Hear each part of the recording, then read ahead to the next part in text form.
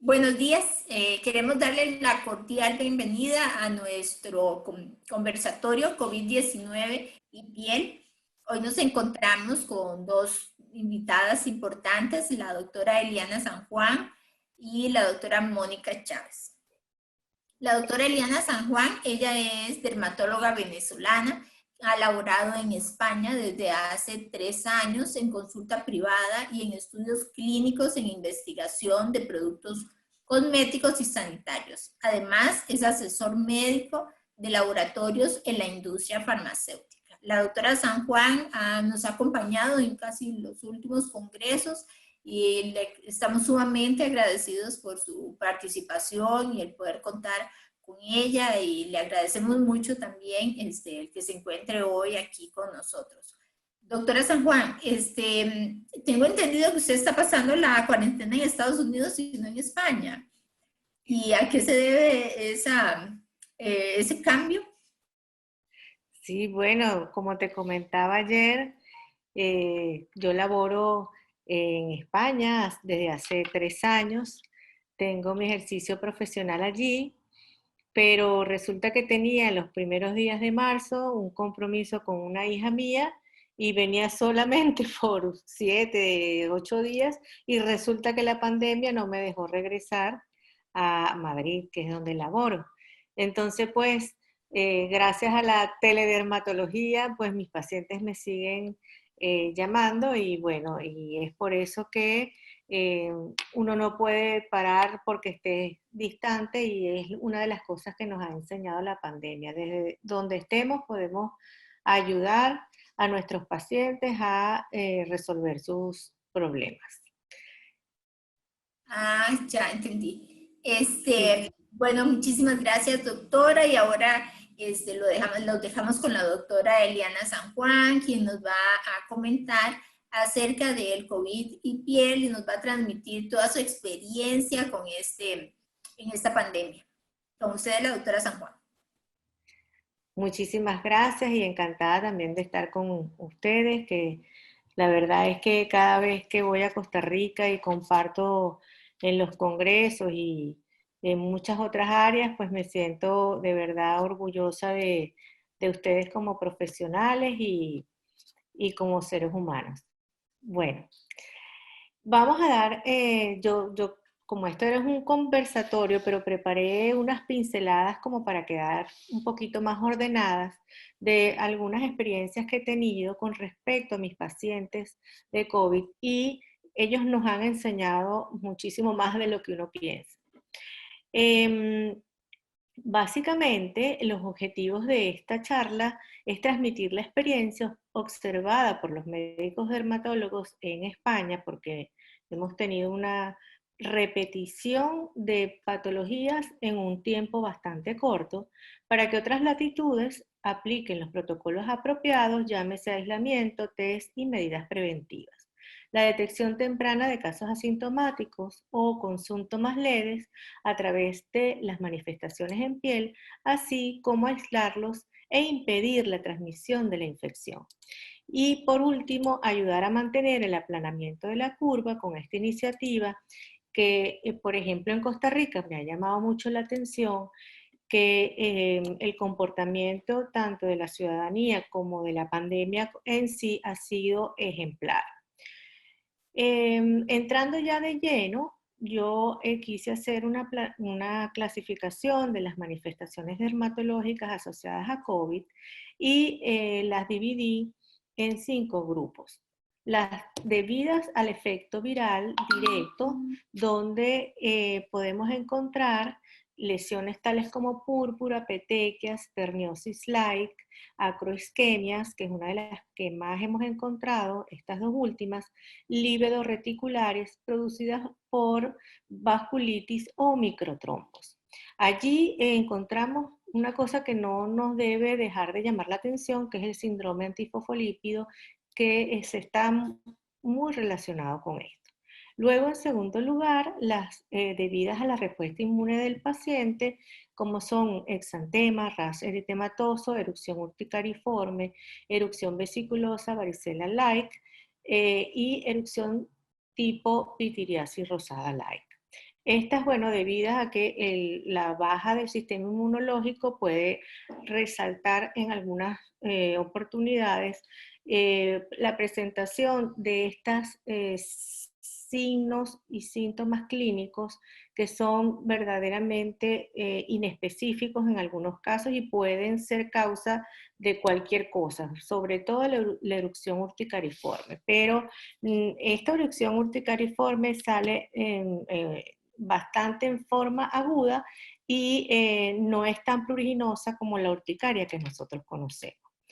Luego, el tercer grupo es la exacerbación de enfermedades previas debido a estrés, dermatitis seborreica, alopecia, rosácea o por suspensión de medicamentos en el caso de psoriasis o dermatitis atópica que estén recibiendo, por ejemplo, biológicos u otro tipo de medicamentos.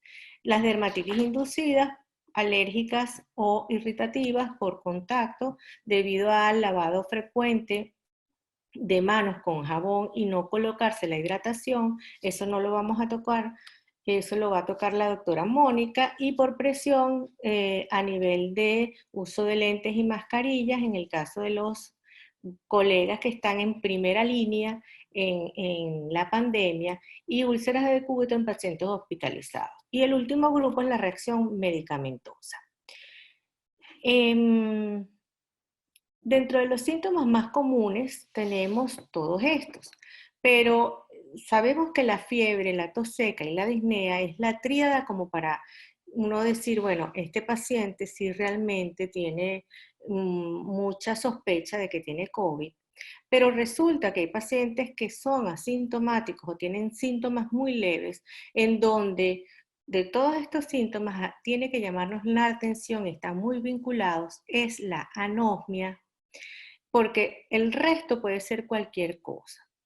Otra cosa que me ha llamado la atención es que mis pacientes que me han consultado por las lesiones de perniosis tienen parestesias en manos y pies cuando se presenta ese tipo de lesiones o se le presenta una lesión nueva en los pies o en las manos, y además tienen escalofríos cuando tienen las crisis de perniosis o de vasoespasmo en algunos otros pacientes. En cuanto a vómitos y diarrea, hay pacientes que debutan la enfermedad así. Y otra cosa que nos llama la atención es la congestión nasal. La congestión nasal es como si la nariz estuviese completamente tupida sin rinorrea. El sabor metálico, que en dos pacientes realmente de un síntoma, perdón, de dengue, y es verdad que muchos pacientes han tenido el sabor metálico, entonces hay que tenerlo en cuenta. Y otros, muy pocos, han dicho que tienen sensibilidad en el cuero cabelludo. Dentro de las consideraciones más importantes hay que denotar que la clínica cutánea no parece tener relación con la gravedad de la infección. El 20% de los pacientes con COVID puede tener manifestaciones cutáneas, al menos en la serie reportada desde Italia por Recalcati. Y en España se inició un gran estudio multicéntrico COVID-19 liderado por las doctoras Cristina Galván y Alba Catalá en Barcelona. Este estudio realmente se ha reunido una gran cantidad de casos y esperaban ellas reunir 60 casos, pero se ha quintuplicado la cifra de los casos porque los dermatólogos han sido muy sensibles pues a enviar información y ha habido una cooperación bastante interesante. Vamos a la revisión bibliográfica. He hecho una revisión bibliográfica, una lectura de varios reportes y escogí algunos bastante importantes que me parecieron. Recalcati, que es uno de los primeros que reporta los casos de piel, dice, él es un dermatólogo que está en Lombardía, y de un estudio de 148 casos, pero COVID positivo, donde la muestra representativa al final fueron 88 pacientes, al excluirse 60 de los cuales tenían medicación previa, De esos 88, 18 tenían clínica de piel, que correspondió a un 20,4%. Y de esos, 14 tenían un rash eritematoso, 3 urticaria generalizada y uno una erupción variceliforme. Estas lesiones se observaron a nivel de tronco, no tenían prurito o había un prurito escaso y no tenían relación con la severidad. Pero él hace una observación y dice, bueno, ¿cuál es el siguiente paso a seguir?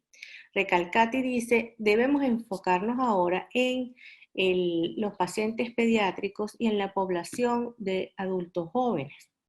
A finales de marzo, ellos observaron que empezaron a ver unas lesiones acrales tipo perniosis, los sabañones, con, tanto en adultos jóvenes como en niños. ¿Ok? Y trataron de entender e interpretarlas. Por eso, básicamente, le comentaron a la comunidad científica que se deberían enfocar hacia la patogénesis del COVID, teniendo en cuenta la cascada de coagulación y el proceso vascular que éste se merecía. Encontraron además que habían hallazgos histológicos y que pudieran ayudar a la patogénesis de la enfermedad. Finalmente, él hace un llamado a un esfuerzo global a la comunidad de médicos para compartir todos los datos y toda la casuística y todos los casos clínicos que nos llegaran para entender esta enfermedad. Bueno, y es así como en España, pues, nos llega esta información y estas doctoras, la doctora Cristina Galván y la doctora Alba Catalá, llevan adelante un estudio que a través de, pues, vía televisión y vía academia de dermatología, pues nos hacen un llamado a todos los dermatólogos que estemos allí para llevar algunos casos clínicos con unas determinadas características. Luego hay un caso reportado, por ejemplo, por error, que es una erupción parecida a un rash al dengue, pero esto realmente correspondía a COVID, ¿no? Y se equivocaron y creyeron que era un caso de dengue. Luego el grupo italiano, dirigido por Mazzotta y colaboradores, empieza a reportar los casos de acroisquemia en niños y adultos jóvenes. Fíjense que estos casos son bastante graves. A nosotros, por lo menos en mi caso, que me han llegado varios interesantes de perniosis, me han llegado casos más leves, mucho más leves, donde siempre hay una sintomatología previa, ¿ok? Llámese cansancio, cefalea, fiebre, escalofríos, anosmia, siempre han sido esa sintomatología previa a la aparición de estas lesiones. ¿Cuánto previo puede variar? Entre 10 días, 4 días, un mes, mes y medio, eso no lo sabemos ni por qué está pasando. Hay una contribución muy importante, unas lesiones nuevas tipo placas amarillentas que hace la gente de Valencia, España, un grupo que dice, bueno, aquí yo encontré otra cosa relacionada con una paciente de COVID positivo.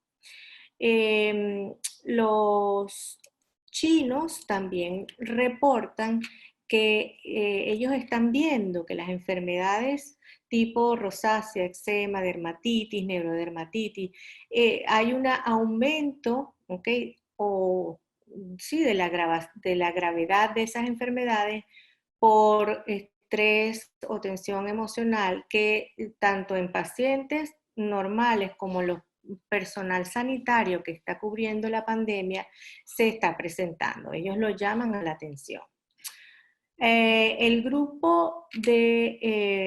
grupo de pediatras en Anales de Pediatría recalca la importancia de que están viendo casos de urticarias bruscas como única presentación de sintomatología y puede atribuirse o sospechar al COVID-19 y lo reporta. Luego, la urticaria aguda con fiebre lo está reportando el grupo de italianos también. Y otra cosa que me llama la atención, un grupo de chinos reporta la dinámica de transmisión de las características clínicas, observando que la transmisión puede ser a nivel de adultos, luego de madres a hijos, entre los mismos niños y la transmisión, que esto es lo que no deberíamos hacer, de niños y padres a los abuelos, porque estos son los más lábiles.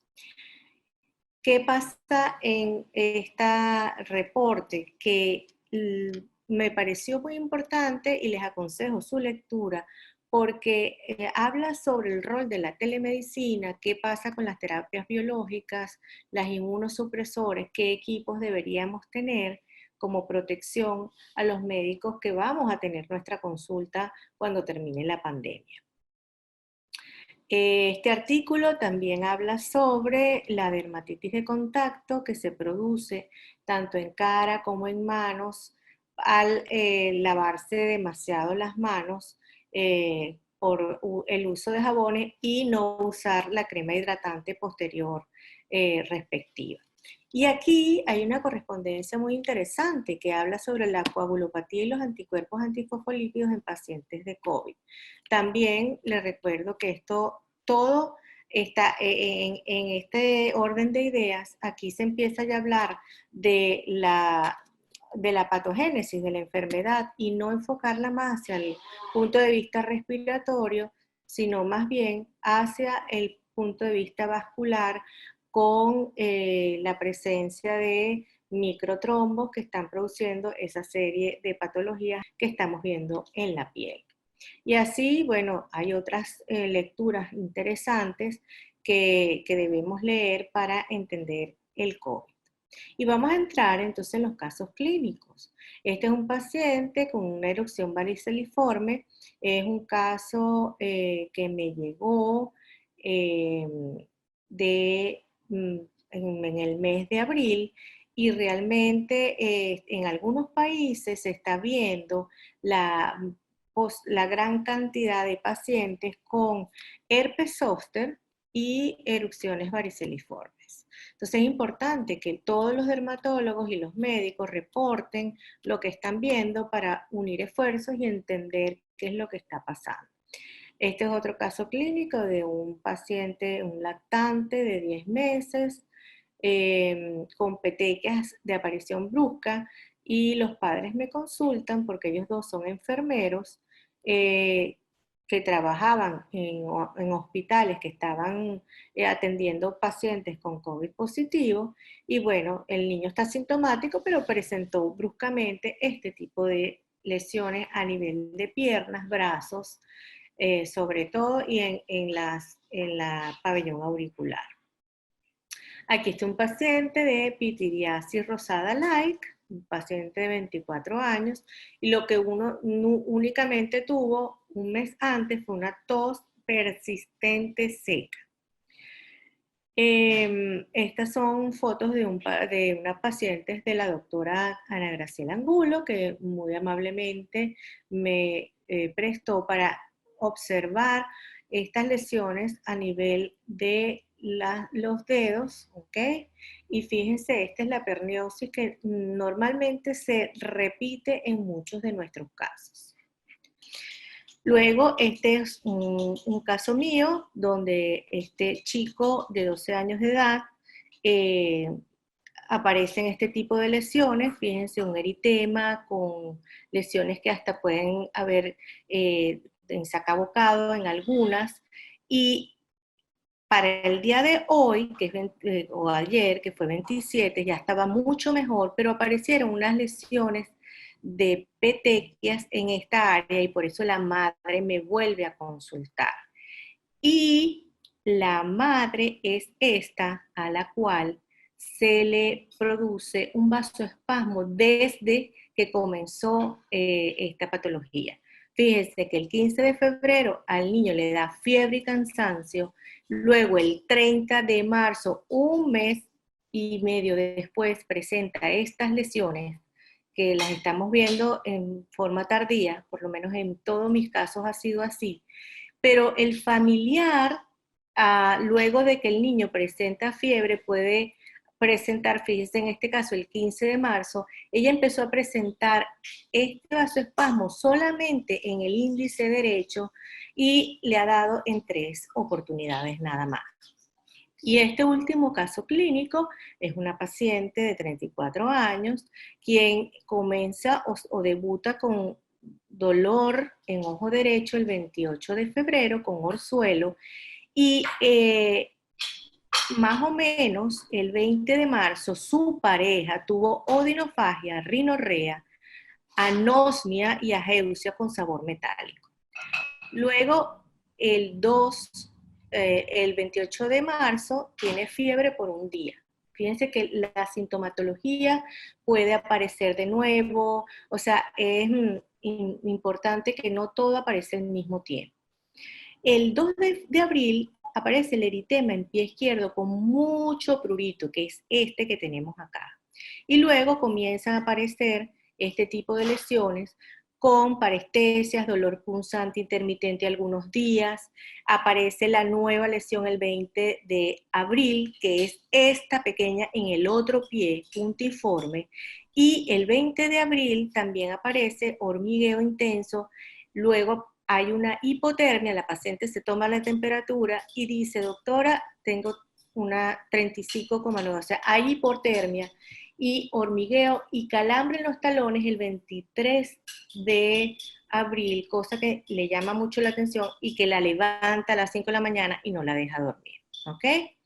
En conclusión, las manifestaciones asociadas a piel las hemos visto que son de 8 tipos. Urticarianas, exantema, rash hepatoso, lesiones variceliformes, lesiones lívido-reticulares, que también son importantes, lesiones tipo vasculitis petequias, púrpura perifolicular, pitiriasis rosada light, lesiones papulares inespecíficas y lesiones acrales tipo perniosis y acroisquémicas, que son las que más hemos visto últimamente.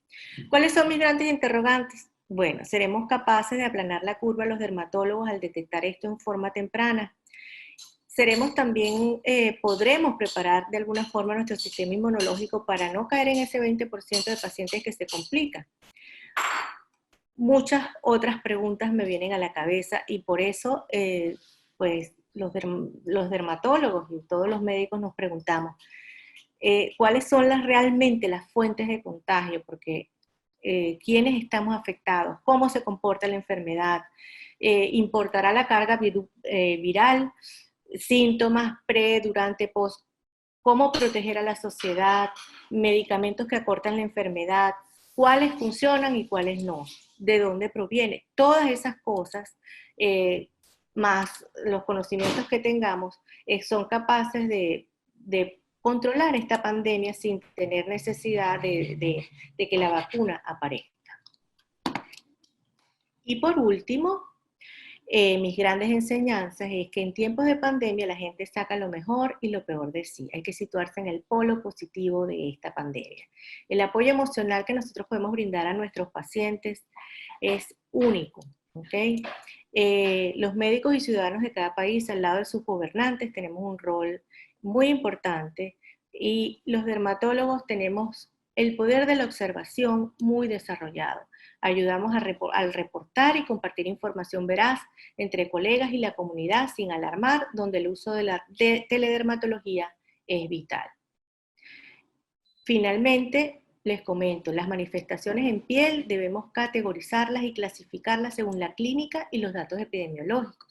Estas manifestaciones nos pueden orientar al diagnóstico y a una implicación pronóstica. Debemos hacer entonces el test COVID para corroborar la sospecha del diagnóstico y ante una lesión sospechosa el paciente debe ser aislado, siempre comentarle a su dermatólogo y evitar compartir con ancianos y pacientes con comorbilidades mientras se esperan los resultados. ¿Ok? Muchísimas gracias y hasta aquí está mi conversatorio. Muchísimas gracias, doctora. Yo quería, pues tenía una pregunta y dos comentarios. De todos los casos que usted tuvo, ¿cuál de los casos fue el que más le llamó la atención? Bueno, el último caso realmente es el que me llamó la atención, donde la paciente, después que ya han pasado 25, 28 días, sigue con la sintomatología eh, acral, eh, escalofríos, lo relaciona los escalofríos al momento en que tiene parestesias y tiene adormecimiento en los talones. Y bueno, y estamos siguiendo los pacientes siempre porque para nosotros será una sorpresa todo lo que en esta oportunidad los pacientes nos están enseñando a nosotros. ¿Mm? Y también me llamó mucho la atención lo del sabor metálico, porque curiosamente también se presenta en dengue. Y ahora Sí, nosotros en Costa Rica estábamos en la época lluviosa y entonces estamos en pico de dengue también. Entonces siento que es muy importante en estos casos el poder hacer el laboratorio, ¿verdad? Va a ser lo indispensable para poder distinguirlos.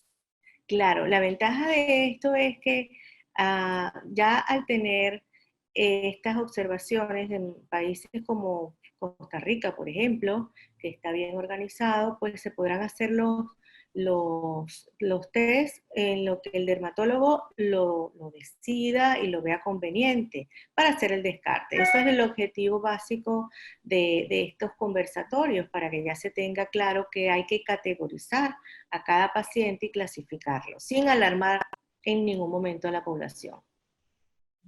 ¿Y cómo Otra es? duda que tenía en los casos, perdón, en los casos donde hay manifestaciones dermatológicas, pero no hay tanta manifestación respiratoria, aún así los test salen positivos. No le oí. A ver, en los casos en donde hay manifestaciones dermatológicas pero sin mucha manifestación respiratoria, los test salen positivos.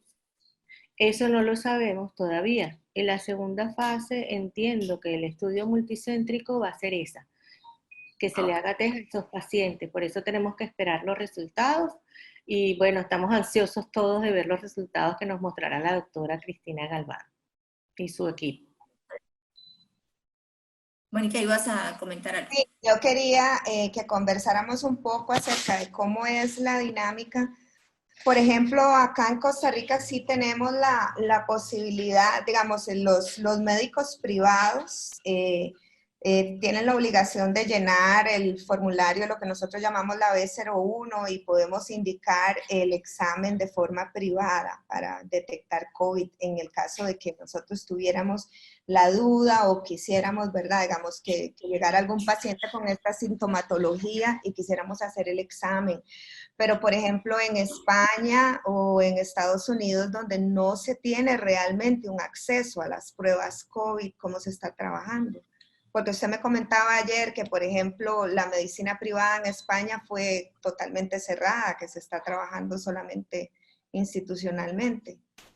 Entonces, los Sí, pacientes que, por ejemplo, no tienen una sintomatología respiratoria o fiebre, que solamente se presentan con un hallazgo de piel, estos pacientes no van a ser tamizados por COVID. exactamente. Es un problema serio. Lamentablemente, no todos los países pueden responder efectivamente a la pandemia, los agarra desprevenidos y habrán otras causas que en su momento se discutirán, pero yo creo que lo importante es que podemos, en países que no ha llegado la pandemia, podemos avanzar y detectar los casos tempranamente. Ese es mi mensaje. Okay. Muchas gracias, doctora. Seguidamente, la doctora Mónica Chávez continuará con el conversatorio. Ella es dermatóloga del Hospital San Juan de Dios, profesora de pre y posgrado de medicina y dermatología de la UCR. Es miembro de ASODERMA, de la Asociación Americana de Dermatología, del CILAD. Además, también tiene un máster en tricología y trasplante capilar de la Universidad de Alcalá, Madrid, España, y fellowship de la doctora Tosti en tricología, tricoscopía, Bolonia, España. Entonces, la doctora Mónica. ¿Se ve ahí? No se ve. No, todavía no está tu presentación en la pantalla, Mónica.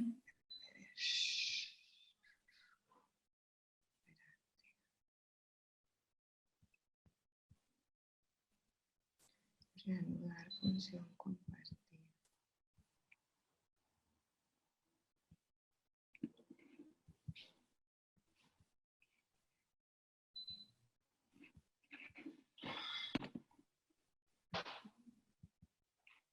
Claro, me sale reanudar función compartir, le doy, pero no.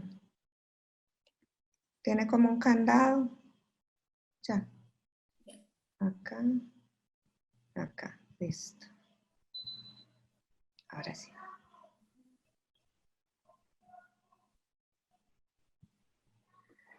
Bueno, buenos días. Yo les voy a comentar acerca del otro lado, después de la excelente charla que nos dio la doctora San Juan. Bueno, primero aclarar que no tengo ningún conflicto de intereses con el laboratorio que nos ha reunido esta mañana todos acá. Yo voy a hablarles sobre las dermatosis ligadas o que están relacionadas indirectamente con el COVID, con esta pandemia. La he agrupado en 4 grupos, en donde encontramos en un primer grupo a las dermatosis ocupacionales, que es en lo que me voy a enfocar principalmente hoy. También aquellas dermatosis que se van a exacerbar porque son preexistentes en los pacientes, como ya ustedes saben, la dermatitis seborreica, dermatitis atópica, psoriasis, pacientes con herpes simple recurrente.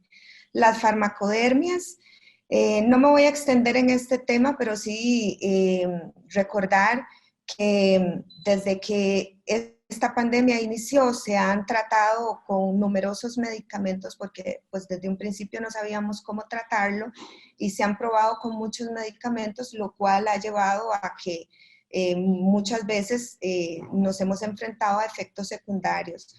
Recordar que el paciente que ya entra a una unidad de cuidados intensivos, a pesar de que los antibióticos y otros medicamentos no sean estrictamente directos a tratar al COVID como tal, siempre son utilizados porque los pacientes muchas veces se ven con complicaciones añadidas a la infección por COVID. Y que en un cuarto grupo no debemos olvidar que los pacientes que entran a la unidad de cuidados intensivos, la mayoría de estos tienden a ser ingresos prolongados. Estos pacientes no suelen salir rápidamente. La mayoría, y de hecho nuestra experiencia en Costa Rica han sido los pacientes de UCI, pacientes con internamientos prolongados. Por lo tanto, recordar que estos pacientes también se nos van a complicar con úlceras de decúbito, con flebitis, con laceraciones producidas tanto por las cintas adhesivas para mantener las vías, para pegar los respiradores, ¿verdad? Todo ese tipo de cosas que no debemos olvidar. Pero básicamente yo me quiero centrar en lo que es el daño a la barrera cutánea que se produce en las personas, tanto en el personal de trabajo, ¿verdad? Que se enfrenta al COVID todos los días, como también las personas que día a día tienen que protegerse ante esta enfermedad. Básicamente los mecanismos por los cuales se produce el daño a la barrera cutánea, como ustedes saben, son la presión, la fricción, el exceso de humedad por los guantes o por las horas en las que se lleva el personal dentro de una unidad COVID, o la irritación por el contacto directo, por ejemplo, con los jabones. Esto va a producir un círculo vicioso, ¿verdad? Al contacto con las sustancias, con la resequedad, descamación, más prurito, ¿verdad? Que va, como ustedes saben, a perpetuar el eczema, ¿verdad? O el daño a la barrera. Y esta foto, pues, es como la representación de la cara que ve al COVID todos los días, el personal de salud que se enfrenta a esta enfermedad, porque tenemos que recordar que el personal que trabaja en la unidad de COVID, una vez que entra, no se puede tocar ni se puede quitar los dispositivos de seguridad. Permanecen por horas con las mascarillas puestas, con los lentes puestos, con las batas puestas. Entonces, lo que se ha reportado más son lesiones a nivel de dorso nasal, la frente, las prominencias óseas del área malar, y por supuesto que lo principal, la queja principal va a ser las lesiones, ¿verdad? A nivel de contacto, a nivel de las manos por los jabones. Y un tema que ha sido muy controversial es qué se puede hacer para evitar esto o qué podemos hacer una vez que estas lesiones se han dado. Bueno, una vez que tenemos el problema dado, una vez que yo me quito los dispositivos de seguridad, yo me puedo poner lo que quiera, no hay ningún problema con eso. Una vez que yo he salido de la unidad COVID y que me he quitado las cosas. Si quiero usar un esteroide de baja potencia, si quiero ponerme vaselina, cremita humectante, lo que usted quiera lo puede usar. El problema está y el tema de discusión está en si puedo hacerlo de forma preventiva antes de ponerme el dispositivo de seguridad. En realidad las recomendaciones son que no, porque hay personas que quieren utilizar, por ejemplo, alguna película, ¿verdad?, que esté entre la piel y el dispositivo de seguridad. Las recomendaciones actuales es que no se hagan, no se usen hidrocoloides ni nada de estas cosas porque no va a permitir que realmente haya un sello entre el dispositivo de seguridad y la piel, por eso no se recomiendan. Pero bueno, eso es lo que está en discusión en este momento. Actualmente, para evitar no solamente el contagio, sino también todas estas lesiones que se producen por los lentes, pues se han implementado estas caretas de plástico, ¿verdad? Que obviamente la recomendación, como vamos a ver ahorita, es utilizar que la persona no use barba, que se proteja con un gorro para que tampoco esté expuesto el cabello, ¿verdad? Son de las nuevas medidas y que son muy útiles para evitar el contagio. Ha habido mucho problema precisamente por los sujetadores de las mascarillas. Yo en lo personal, las mascarillas que uso a los 3 minutos de ponérmelas ya me duelen las orejas. Ahora imagínense las personas que duran 3 horas en una unidad de COVID sin poderse quitar eso, y si a eso le sumamos que tengan una dermatitis seborreica, estas unidades de COVID no pueden tener aire acondicionado, entonces el hecho de tener las batas encima, las cosas estas aumentan el sudor, ¿verdad? Y la maceración. Entonces, bueno, ahora inventaron este tipo de dispositivo para que las orejas no se prensen, la persona no tenga dolor en la cabeza, en las orejas, perdón, no haya maceración ni sudor ahí y sean como más confortables, ¿verdad? Recordar cómo penetra el COVID en la piel, ¿verdad? Porque no solamente está el ingreso por vía respiratoria y el ingreso normal que todos conocemos. Es muy importante que la barrera cutánea esté de forma intacta porque además los receptores por los cuales el COVID penetra la piel son a través del receptor de la enzima convertidora de angiotensina 2 que van a estar en los capilares superficiales de la piel. Por eso tenemos que tener barrera cutánea intacta. El pelo, por eso el cabello debe estar con un gorro protegido, los hombres no deben usar barba, y también se han detectado las glándulas ecrinas, ¿verdad? Pues por eso el cuento de no tocarse rascarse los ojos, tocarse la nariz, todas ese tipo de cosas. Nada supera definitivamente la prevención como es el lavado de manos con agua y con jabón. Y aquí la pregunta del $1.000.000 y donde realmente yo quiero centrar mi comentario de hoy, ¿qué tipo de jabón? En realidad, ¿qué tipo de jabón? Cualquier jabón funciona, no importa el que nosotros escojamos, o más bien el que nosotros querramos elegir de acuerdo a nuestras necesidades. ¿Y por qué el jabón funciona? Bueno, recordemos que el jabón pues es un producto de limpieza, ¿verdad? Que está hecho a base de una grasa y una sal, ya sea alcalina o sódica. La palabra jabón viene o la palabra en inglés de jabón, de saponificación, que significa convertir en jabón.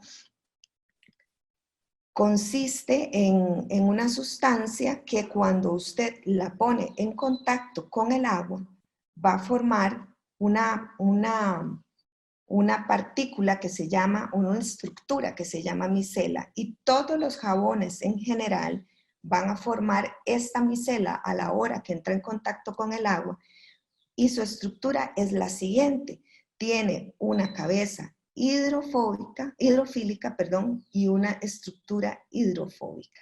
En esta estructura hidrofóbica, donde no penetra el agua, es donde quedan atrapadas tanto la suciedad, las bacterias y los virus. ¿Qué pasa con el COVID? El COVID tiene una capa lipídica, que es esta de acá, donde se encuentran las proteínas y el material genético del virus, que al entrar en contacto con el jabón y quedar atrapada en la porción hidrofóbica, esta porción hidrofóbica va a No, es que siempre desnaturalizar, está dando guerra. Como que hay que dejarla que llore porque... esta membrana y va a destruir la membrana lipídica del virus, va a liberar su material genético y lo va a desactivar. Y eso lo hacen todos los jabones independientemente del tipo de jabón que sea. Entonces, los diferentes tipos de jabones, por ejemplo, los jabones antibacteriales, y su diferencia va a ser que tienen sustancias que son corrosivas, ¿verdad? O que son más abrasivas para la piel, porque tienen otras sustancias como la clorhexidina, como el triclorosan, que para efectos de COVID no nos interesan. Los jabones neutros, como ustedes saben, tienen un pH neutro que va a permitir que la flora natural de la piel sobreviva o esté presente, y que además no tienen colorantes, pero tienen su efecto jabón, siempre va a estar permanente. Y los famosos Sindent, que es donde quiero insistir un poco, que ha habido un poco de controversia entre colegas. Los famosos Sindent, la diferencia es que no se forman a través de la base grasosa que tienen los diferentes, o un jabón normal, sino que tiene un detergente sintético. El detergente lo que quiere decir es que es una sustancia que limpia, pero sin hacer corrosión, sin hacer desgaste en la piel. Este detergente está formado por sustancias que son tensoactivas, pero que tienen la capacidad de disolver la grasa. Por lo tanto, va a disolver la capa lipídica del virus y por lo tanto me va a inactivar el virus, independientemente del Sindent que usted escoja. Entonces, ¿qué es lo importante acá? Porque hay Sindent de Sindent que hacen más jabón que menos jabón. ¿Cuáles son los Sindent característicos? Son el lauril sulfato y el lauril éter sulfato sódico, que si nosotros leemos, la mayoría de todos los productos de belleza tienen estos componentes. Pero el Sindent, al ser básicamente estos dos componentes, tienen un pH más afín con la piel, porque es un pH más bajo, y básicamente la diferencia con el jabón normal es ese, que no proviene de la grasa, pero sí tiene la capacidad de disolverlo, por lo tanto sí nos va a proteger contra COVID. Entonces, con esto no quiere decir que todas las personas tienen que usar un Sindent, no, pero si la persona lo necesita usar, lo puede usar. No todas las personas tienen la capacidad económica de comprar un Sindent. Por lo tanto, desde la persona más pobre hasta la más rica puede protegerse contra el COVID, porque puede usar cualquier jabón, hasta un jabón de estos, ¿cómo se le llaman? De estos que uno fabrica, digamos, que no sean comerciales, porque la estructura del jabón en sí lo permite, nos permite protección. Este es el mensaje que yo realmente quiero que todos nos llevemos a casa. ¿Qué pasa con el paciente que ya hizo que tiene un problema serio ya en las manos, que tiene una lesión? Pues la recomendación es, y acá también quiero ser enfática, que nosotros como dermatólogos estamos hablando acá de una dermatitis por contacto irritativa, que nosotros como profesionales sabemos que una vez que la respuesta inflamatoria se activa, al mismo tiempo el cuerpo va a activar, o el sistema inmune va a activar una respuesta de defensa también. Que también habrá personas que tengan una dermatitis de contacto alérgica, ya eso es otro tema. Pero en teoría, el paciente normal que hace por irritante primario, en teoría debería, con medidas locales, prontamente recuperarse. El paciente que no, realmente es un paciente de riesgo que no debería permanecer ni exponerse hasta que no se haya recuperado la barrera cutánea a unidad de COVID. Eso tenemos que tenerlo presente. Y otro mensaje que quiero que nos llevemos es que el alcohol en gel sí sirve, por supuesto que sí, pero nunca va a ser superior al agua y al jabón, porque el agua hace este efecto de barrido que el alcohol en gel no hace. Entonces, si vamos a usar alcohol en gel porque no tenemos un lavatorio en el consultorio o porque no tenemos acceso en ese momento, debemos utilizar una cantidad apropiada y tratar de frotar y hacer el efecto como que si estuviéramos utilizando el agua, ¿verdad? No debemos utilizar ni anillos, ni pulseras, inclusive ni el reloj. Y lo que se recomienda es el secado después de utilizar cualquiera de estas cosas, ¿verdad? Utilizar toallas desechables, no se recomienda utilizar paños y esas cosas porque pueden estar contaminadas. Qué raro, ¿por qué como que se me salió? Ok, y otras dermatosis que se han presentado también con esta pandemia y que son parte de, no solamente del personal de salud, sino de que enfrentan las personas día a día, pues con el estrés y la ansiedad que ha generado el vivir con esto, pues y que no están lejanas de nuestra consulta, la onicofagia, la tricotilomanía, los efluvios que se van a presentar no solamente en los pacientes que han estado ingresados, que han sufrido la enfermedad, sino los pacientes que están estresados, ¿verdad? El abuso de sustancias que conllevan a más problemas, ¿verdad? Y más consultas. Afortunadamente, el 80% de las personas van a superar y se van a recuperar de esta enfermedad. Y que lo más importante es la información, la comunicación, lo que nosotros podamos transmitir y apoyar a nuestros pacientes día a día. En Costa Rica, creo que ha sido un esfuerzo en conjunto entre todos. Tenemos la bendición de tener una persona que ha tenido una proyección que realmente le ha llegado a todas las personas, porque no es solamente hablar, creo que el ministro le ha llegado a todas las personas en este país y que realmente nuestro pueblo ha sabido acatar las directrices del ministerio y eso nos ha dado una ventaja hasta el día de hoy. Tenemos solo 695 casos. A pesar de eso, tenemos solamente 6 fallecidos, lamentables 6 fallecidos, pero estamos muy bien a la luz del mundo, ¿verdad? En comparación con los demás y esperemos que podamos seguir saliendo adelante. Encantada de haber estado con ustedes y esperemos que podamos seguir conversando. Muchas gracias, Mónica. Yo quería que tal vez habláramos un poquito, me preguntan aquí en el chat, también de la urticaria, porque yo veo una urticaria y creo que siempre voy a dar antihistamínicos apenas la vea, pero tengo entendido que todas estas reacciones dermatológicas son transitorias y la mayoría no requieren de tratamiento, pero supongo que la urticaria sí.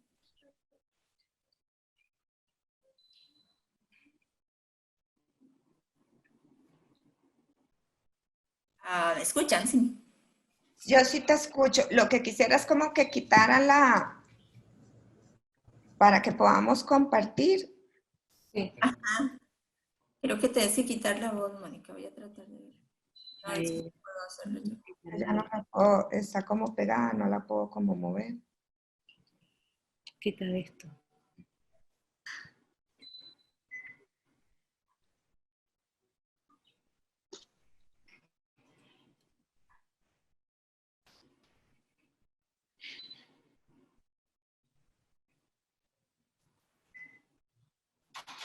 A ver, Ángela, Ajá, ¿sí me oyes?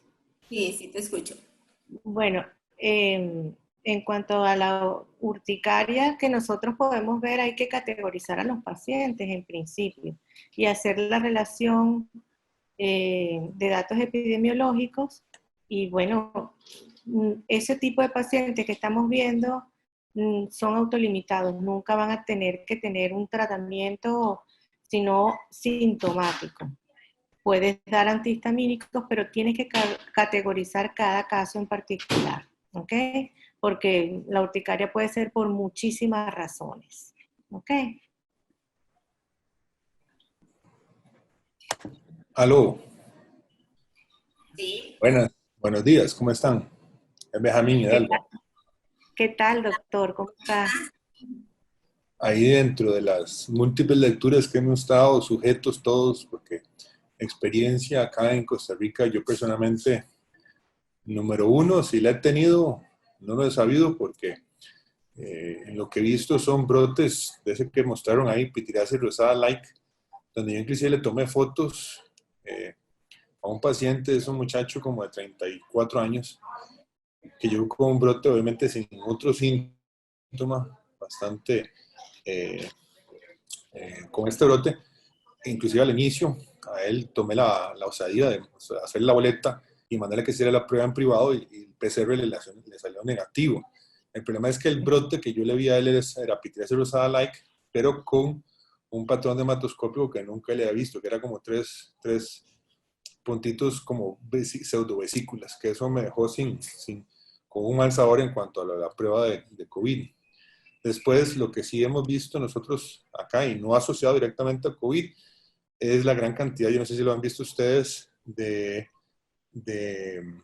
¿cómo se llama?, de brotes de herpes zóster. Es increíble la cantidad de pacientes con herpes zóster, y ahora que estamos sabiendo que hay estos brotes varioliformes y varicela like, valga la redundancia, también una pacientita de 28 años que tenía un herpes zóster más una diseminación de su herpes zóster y al hemograma tenía una linfopenia asociada, tenía los glóbulos blancos totales como en 3,200 y recuperó, pero nunca hizo fiebre ni otro síntoma. Entonces son brotes que a uno lo dejan pensando si debimos de haber hecho la prueba. El problema es que a nivel institucional no tenemos, digámoslo así, un apoyo para hacer pruebas de laboratorio en pacientes que no tengan los criterios o los signos principales que ellos establecen. Vamos a comentar más adelante. Y a nivel privado, la prueba no es barata, ¿verdad? Entonces, no está todo el mundo que le vamos a estar haciendo pruebas de COVID simplemente porque un brote X le salió al paciente.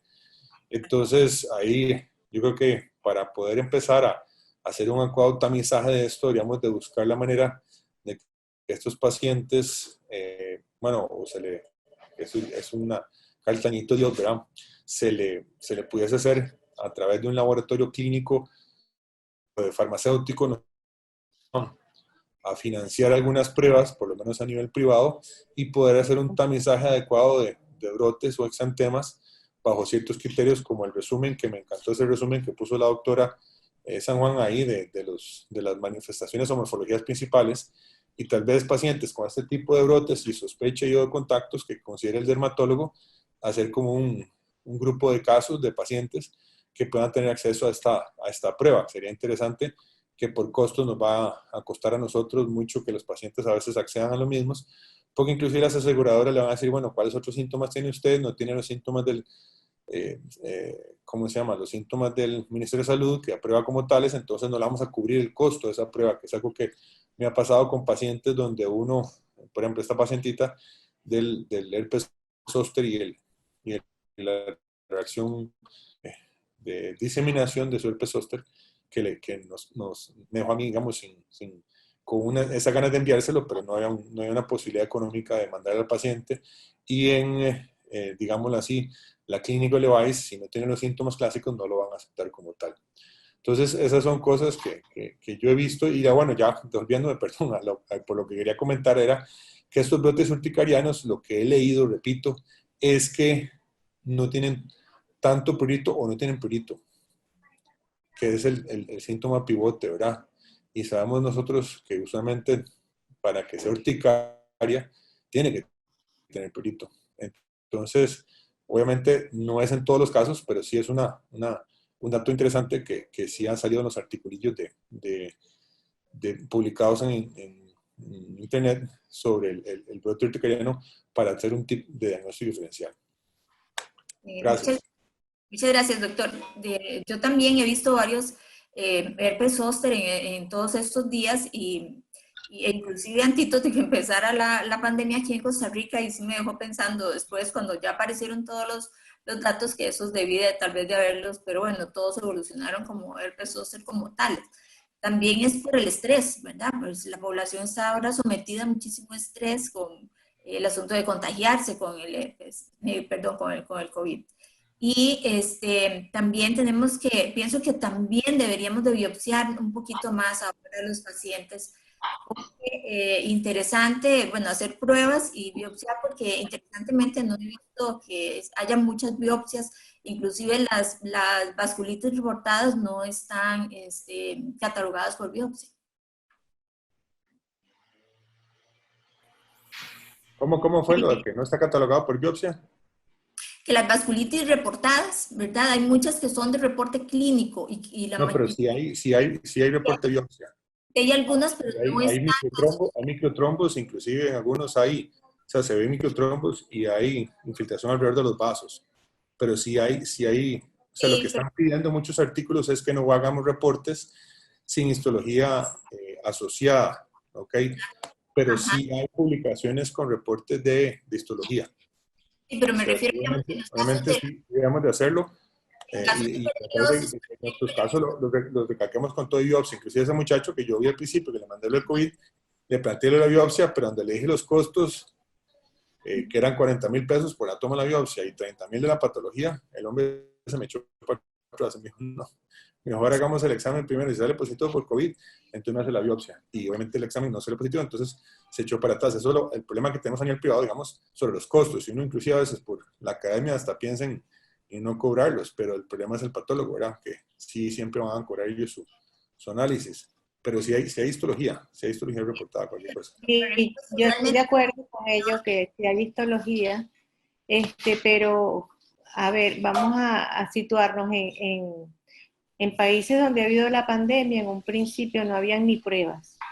Entonces, por eso la importancia de levantar los casos clínicos para que otros, como nosotros dermatólogos, pues ya que están viendo en otras latitudes eso, tengamos pues esta capacidad de, con todas las herramientas, poder hacer todo esto que se plantea, pruebas y biopsia. Sí, Entonces, porque estamos en ventaja ahora. yo he visto algunos trabajos que no tienen histología. Okay, sí hay unos muy serios que sí tienen histología y he visto otros de manifestaciones generales que están sin histología. Y, por ejemplo, hasta ahora se están atreviendo a hacer histología. Sí, exactamente, hasta ahora, porque hay algunos que han presentado Yo les daba pánico, además. Por supuesto, a todos nos da miedo contagiarnos, ¿verdad? Entonces, pues, el susto probablemente también ha limitado un poco, pero pienso que en la medida en que vaya evolucionando y vayamos conociendo un poco más, podríamos empezar a biopsiar un poco más. Uh-huh. Bueno. Voy a revisar el chat para ver si hay alguna otra pregunta y también pueden hacerlo aquí mismo a través de la... Importante también que para la doctora Mónica sobre el lavado que comentaste, cualquier jabón sirve, es realmente cierto. Los jabones Sindel lo que van a prevenir básicamente es una dermatitis de contacto posterior a su uso continuo. Y lo que más importa es el tiempo con que lo hagamos. Son de 20 a 40 segundos para que esa limpieza sea efectiva. Y en eso sí tenemos que estar como que educando a los pacientes todos los días por nuestras redes sociales. Ese es un punto importante. Sí, lo que pasa es que dentro de los mismos colegas había como esa duda de que si realmente, ¿verdad? Al ser el Sindent un jabón sin jabón delicado, realmente no nos iba a proteger, porque siempre tenemos como esa sensación de que para protegernos necesitamos algo, de no sé, la gente quiere hasta seguro lavarse las manos con cloro para sentirse segura de que se está eliminando el virus. Pero realmente entendiendo la estructura del virus y cómo es que funciona un jabón, tenemos la certeza y la seguridad de que sí nos estamos protegiendo si lo hacemos adecuadamente, ¿verdad? Con el tiempo que debe ser. Pero sí. Claro. Uh-huh. Buenas, nada más una cosa y otra. Hay dos temas importantes. Uno es, como todo lo que dijeron, me parece excelente, es el concepto, parece muy tonto, pero el de restregarse y frotarse. Entonces, una cosa es restregarse las manos, donde yo hago una acción física por tratar de remover algo, okay, si tengo la mano llena de tierra o alguna otra sustancia. Pero cuando hacemos este tipo de lavados para higiene personal, lo que tenemos que hacer es frotar las manos. Entonces, no hay tanta mella ni daño sobre la barrera cutánea. Eso es un concepto importante. La otra cosa importante es este fenómeno de saponificación, ¿verdad? De las grasas, que es lo que hace que destruya la partícula viral.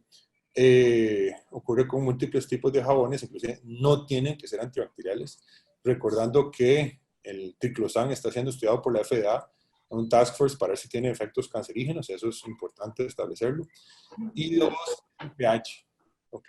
Recordando que el pH en la piel anda entre 4 y 6, en verdad 5.5 es lo que hablábamos en promedio, pero hablo 4 a 6, y que tenemos que usar jabones con pHs o Sindets con pHs bajos para restablecer la barrera o el epitelio, porque sabemos que si yo basifico o elevo el pH, también esto me va a dar a estados proinflamatorios, y si lo reduzco me va a reducir inflamación y me va a favorecer la restauración de la barrera epidérmica, que es un concepto que también tenemos que trabajar todos en esto de los jabones y hacerle recomendaciones a los pacientes, y obviamente usar cremas humectantes después de esto, que el uso de cremas humectantes después del lavado de manos no hace que se pierda el efecto desinfectante o limpieza o de higiene que se está haciendo utilizando los jabones.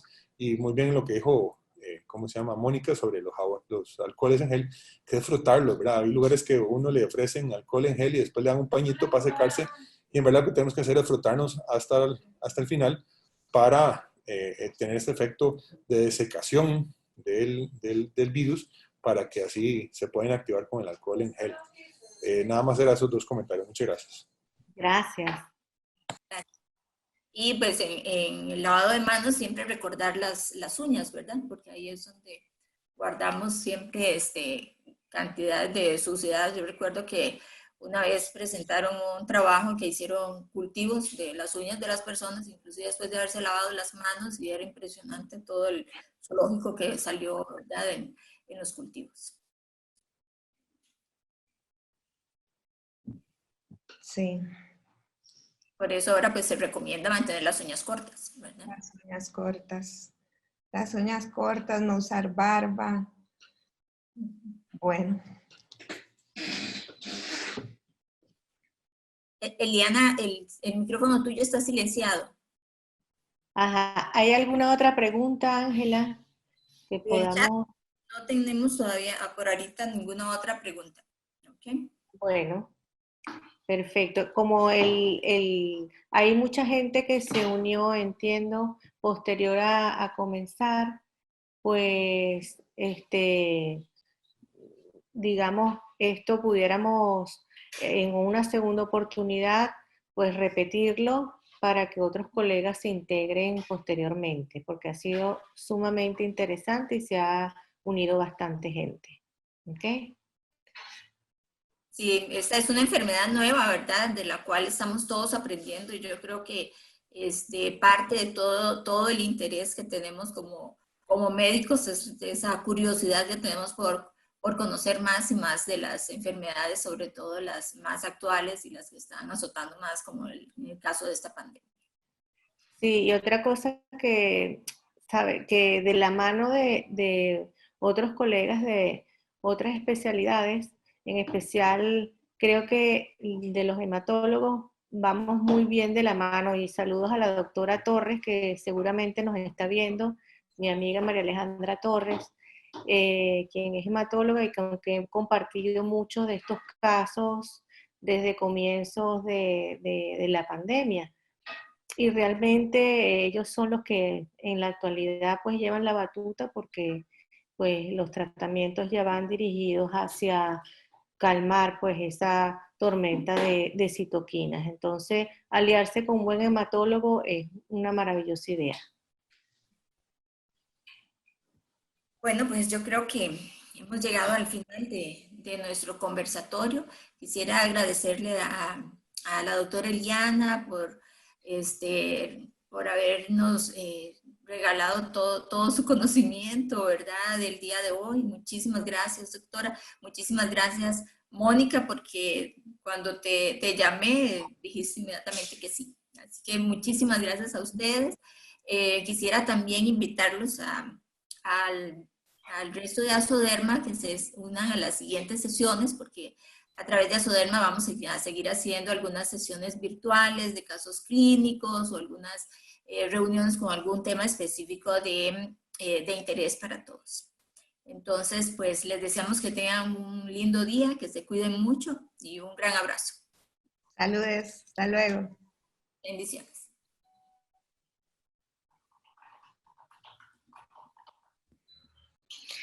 Luego, este es un caso mío donde este chico de 12 años de edad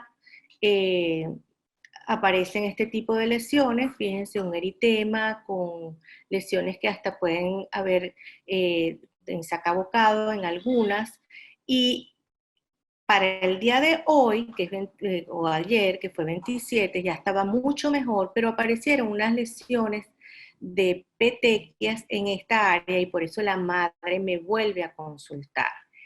Y la madre es esta a la cual se le produce un vasoespasmo desde que comenzó esta patología. Fíjense que el 15 de febrero al niño le da fiebre y cansancio, luego el 30 de marzo, un mes y medio después, presenta estas lesiones que las estamos viendo en forma tardía, por lo menos en todos mis casos ha sido así, pero el familiar, luego de que el niño presenta fiebre, puede presentar, fíjense en este caso, el 15 de marzo, ella empezó a presentar este vasoespasmo solamente en el índice derecho y le ha dado en 3 oportunidades nada más. Y este último caso clínico es una paciente de 34 años quien comienza o debuta con dolor en ojo derecho el 28 de febrero con orzuelo y más o menos el 20 de marzo su pareja tuvo odinofagia, rinorrea, anosmia y ageusia con sabor metálico. Luego el 28 de marzo tiene fiebre por un día. Fíjense que la sintomatología puede aparecer de nuevo, o sea, es importante que no todo aparece al mismo tiempo. El 2 de abril aparece el eritema en pie izquierdo con mucho prurito, que es este que tenemos acá. Y luego comienzan a aparecer este tipo de lesiones con parestesias, dolor punzante intermitente algunos días. Aparece la nueva lesión el 20 de abril, que es esta pequeña en el otro pie, puntiforme. Y el 20 de abril también aparece hormigueo intenso. Luego hay una hipotermia, la paciente se toma la temperatura y dice, doctora, tengo una 35,9, o sea, hay hipotermia y hormigueo y calambre en los talones el 23 de abril, cosa que le llama mucho la atención y que la levanta a las 5 de la mañana y no la deja dormir, ¿ok? En conclusión, las manifestaciones asociadas a piel las hemos visto que son de 8 tipos. Urticarianas, exantema, rash hepatoso, lesiones variceliformes, lesiones lívido-reticulares, que también son importantes, lesiones tipo vasculitis petequias, púrpura perifolicular, pitiriasis rosada light, lesiones papulares inespecíficas y lesiones acrales tipo perniosis y acroisquémicas, que son las que más hemos visto últimamente. ¿Cuáles son mis grandes interrogantes? Bueno, ¿seremos capaces de aplanar la curva a los dermatólogos al detectar esto en forma temprana? ¿Seremos también, podremos preparar de alguna forma nuestro sistema inmunológico para no caer en ese 20% de pacientes que se complican? Muchas otras preguntas me vienen a la cabeza y por eso, pues, los dermatólogos y todos los médicos nos preguntamos, ¿cuáles son realmente las fuentes de contagio? Porque quiénes estamos afectados, cómo se comporta la enfermedad, importará la carga viral, síntomas pre, durante, post, cómo proteger a la sociedad, medicamentos que acortan la enfermedad, cuáles funcionan y cuáles no, de dónde proviene. Todas esas cosas, más los conocimientos que tengamos, son capaces de controlar esta pandemia sin tener necesidad de que la vacuna aparezca. Y por último, mis grandes enseñanzas es que en tiempos de pandemia la gente saca lo mejor y lo peor de sí. Hay que situarse en el polo positivo de esta pandemia. El apoyo emocional que nosotros podemos brindar a nuestros pacientes es único, ¿ok? Los médicos y ciudadanos de cada país, al lado de sus gobernantes, tenemos un rol muy importante y los dermatólogos tenemos el poder de la observación muy desarrollado. Ayudamos al reportar y compartir información veraz entre colegas y la comunidad sin alarmar, donde el uso de la teledermatología es vital. Finalmente, les comento, las manifestaciones en piel debemos categorizarlas y clasificarlas según la clínica y los datos epidemiológicos. Estas manifestaciones nos pueden orientar al diagnóstico y a una implicación pronóstica. Debemos hacer entonces el test COVID para corroborar la sospecha del diagnóstico y ante una lesión sospechosa el paciente debe ser aislado, siempre comentarle a su dermatólogo y evitar compartir con ancianos y pacientes con comorbilidades mientras se esperan los resultados. ¿Ok? Muchísimas gracias y hasta aquí está mi conversatorio. Muchísimas gracias, doctora. Yo quería, pues tenía una pregunta y 2 comentarios. De todos los casos que usted tuvo, ¿cuál de los casos fue el que más le llamó la atención? Bueno, el último caso realmente es el que me llamó la atención, donde la paciente, después que ya han pasado 25, 28 días, sigue con la sintomatología acral, escalofríos, lo relaciona los escalofríos al momento en que tiene parestesias y tiene adormecimiento en los talones. Y bueno, y estamos siguiendo a los pacientes siempre porque para nosotros será una sorpresa todo lo que en esta oportunidad los pacientes nos están enseñando a nosotros. Y también me llamó mucho la atención lo del sabor metálico, porque curiosamente también se presenta en dengue. Y ahora Sí. nosotros en Costa Rica estábamos en la época lluviosa y entonces estamos en pico de dengue también. Entonces siento que es muy importante en estos casos el poder hacer el laboratorio, ¿verdad? Va a ser lo indispensable para poder distinguirlos. Claro, la ventaja de esto es que ya al tener estas observaciones en países como Costa Rica, por ejemplo, que está bien organizado, pues se podrán hacer los test en lo que el dermatólogo lo decida y lo vea conveniente para hacer el descarte. Eso es el objetivo básico de estos conversatorios, para que ya se tenga claro que hay que categorizar a cada paciente y clasificarlo, sin alarmar en ningún momento a la población. ¿Y Otra duda que tenía en los casos, perdón, en los casos donde hay manifestaciones dermatológicas, pero no hay tanta manifestación respiratoria, aún así los test salen positivos. No le oí. A ver, en los casos en donde hay manifestaciones dermatológicas, pero sin mucha manifestación respiratoria, los test salen positivos. Eso no lo sabemos todavía. En la segunda fase entiendo que el estudio multicéntrico va a ser esa, que se le haga test a esos pacientes. Por eso tenemos que esperar los resultados y bueno, estamos ansiosos todos de ver los resultados que nos mostrará la doctora Cristina Galván y su equipo. Mónica, ¿ibas a comentar algo? Sí, yo quería que conversáramos un poco acerca de cómo es la dinámica. Por ejemplo, acá en Costa Rica sí tenemos la posibilidad, digamos, los médicos privados tienen la obligación de llenar el formulario, lo que nosotros llamamos la B01, y podemos indicar el examen de forma privada para detectar COVID en el caso de que nosotros tuviéramos la duda o quisiéramos, ¿verdad? Digamos que llegara algún paciente con esta sintomatología y quisiéramos hacer el examen. Pero, por ejemplo, en España o en Estados Unidos, donde no se tiene realmente un acceso a las pruebas COVID, ¿cómo se está trabajando? Porque usted me comentaba ayer que, por ejemplo, la medicina privada en España fue totalmente cerrada, que se está trabajando solamente institucionalmente. Entonces, los Sí. pacientes que, por ejemplo, no tienen una sintomatología respiratoria o fiebre, que solamente se presentan con un hallazgo de piel, estos pacientes no van a ser tamizados por COVID.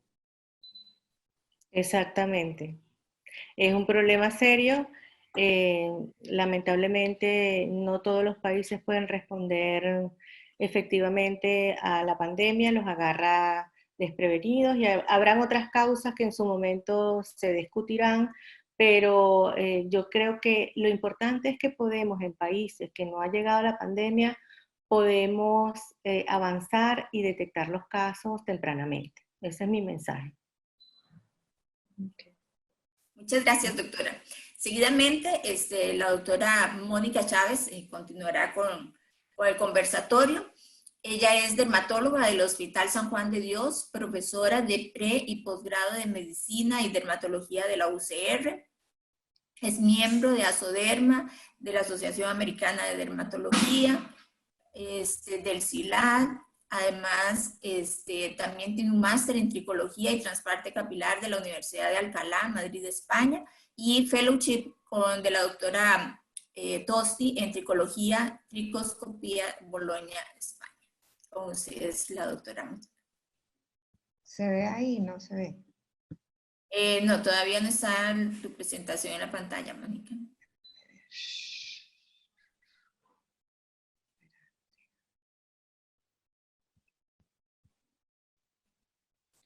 Reanudar función compartida.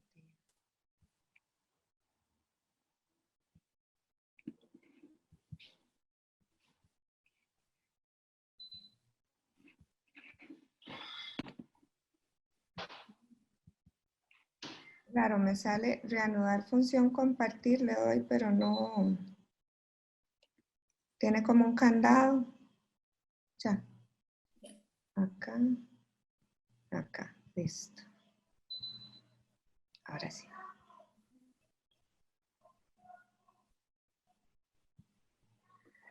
Bueno, buenos días. Yo les voy a comentar acerca del otro lado, después de la excelente charla que nos dio la doctora San Juan.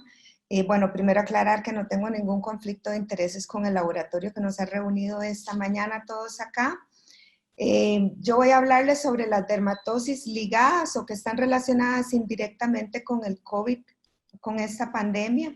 La he agrupado en 4 grupos, en donde encontramos en un primer grupo a las dermatosis ocupacionales, que es en lo que me voy a enfocar principalmente hoy.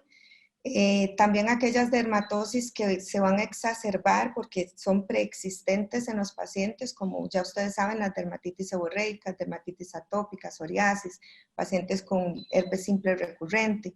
Las farmacodermias, no me voy a extender en este tema, pero sí recordar que desde que esta pandemia inició se han tratado con numerosos medicamentos porque pues desde un principio no sabíamos cómo tratarlo y se han probado con muchos medicamentos, lo cual ha llevado a que muchas veces nos hemos enfrentado a efectos secundarios. Recordar que el paciente que ya entra a una unidad de cuidados intensivos, a pesar de que los antibióticos y otros medicamentos no sean estrictamente directos a tratar al COVID como tal, siempre son utilizados porque los pacientes muchas veces se ven con complicaciones añadidas a la infección por COVID. Y que en un cuarto grupo no debemos olvidar que los pacientes que entran a la unidad de cuidados intensivos, la mayoría de estos tienden a ser ingresos prolongados. Estos pacientes no suelen salir rápidamente. La mayoría, y de hecho nuestra experiencia en Costa Rica han sido los pacientes de UCI, pacientes con internamientos prolongados. Por lo tanto, recordar que estos pacientes también se nos van a complicar con úlceras de decúbito, con flebitis, con laceraciones producidas tanto por las cintas adhesivas para mantener las vías, para pegar los respiradores, ¿verdad? Todo ese tipo de cosas que no debemos olvidar. Pero básicamente yo me quiero centrar en lo que es el daño a la barrera cutánea que se produce en las personas, tanto en el personal de trabajo, ¿verdad? Que se enfrenta al COVID todos los días, como también las personas que día a día tienen que protegerse ante esta enfermedad. Básicamente los mecanismos por los cuales se produce el daño a la barrera cutánea, como ustedes saben, son la presión, la fricción, el exceso de humedad por los guantes o por las horas en las que se lleva el personal dentro de una unidad COVID, o la irritación por el contacto directo, por ejemplo, con los jabones. Esto va a producir un círculo vicioso, ¿verdad?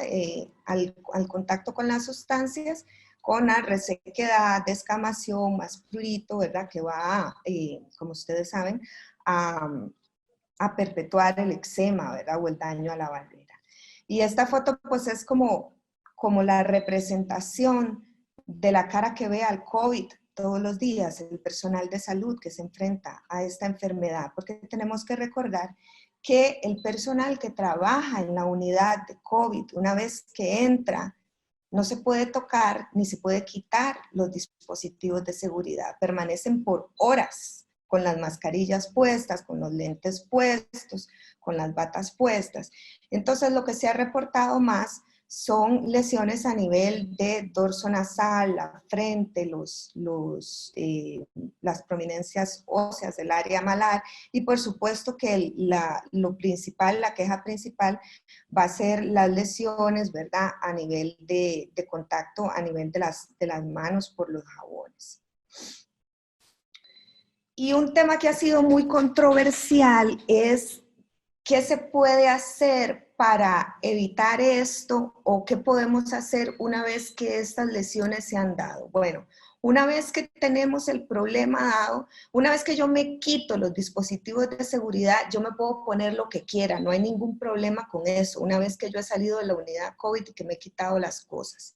Si quiero usar un esteroide de baja potencia, si quiero ponerme vaselina, cremita humectante, lo que usted quiera lo puede usar. El problema está y el tema de discusión está en si puedo hacerlo de forma preventiva antes de ponerme el dispositivo de seguridad. En realidad las recomendaciones son que no, porque hay personas que quieren utilizar, por ejemplo, alguna película, ¿verdad?, que esté entre la piel y el dispositivo de seguridad. Las recomendaciones actuales es que no se hagan, no se usen hidrocoloides ni nada de estas cosas porque no va a permitir que realmente haya un sello entre el dispositivo de seguridad y la piel, por eso no se recomiendan. Pero bueno, eso es lo que está en discusión en este momento.